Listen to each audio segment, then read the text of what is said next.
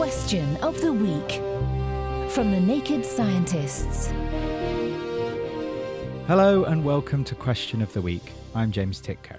This week's question is in from listener Sarah. I live in an area with a huge number of mosquitoes that I take every opportunity to kill.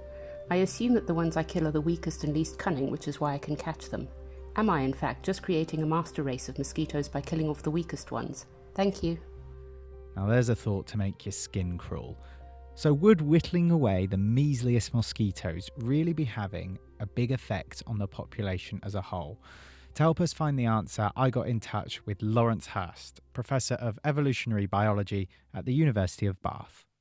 Thanks, James. In short, I think the answer to Sarah's question is no. The notion that swatting a few mosquitoes will result in a master race of mosquitoes is not a problem, at least not a problem I would worry about.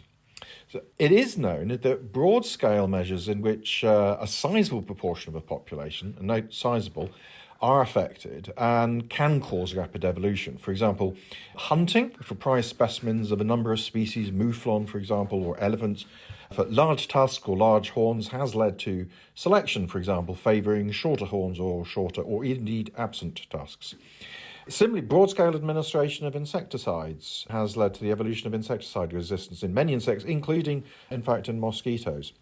Now, the difference between these situations and the mosquito whacking that Sarah is evoking is the scale of the enterprise, meaning the proportion of the population affected. So you're right to deduce, Sarah, that swatting the weakest and least cunning mosquitoes might mean the mutations associated with these characteristics are not inherited by as many future generations.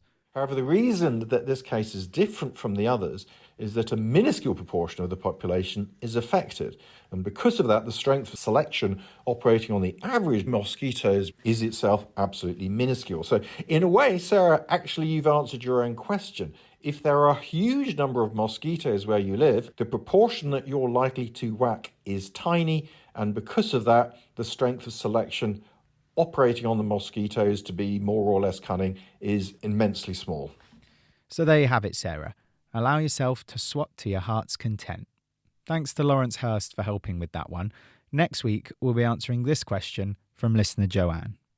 Hi, Naked Scientist. Just wondering, why do we have bodies of salty water and fresh water?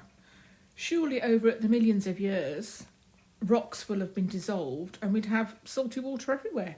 Just wondering. Thank you.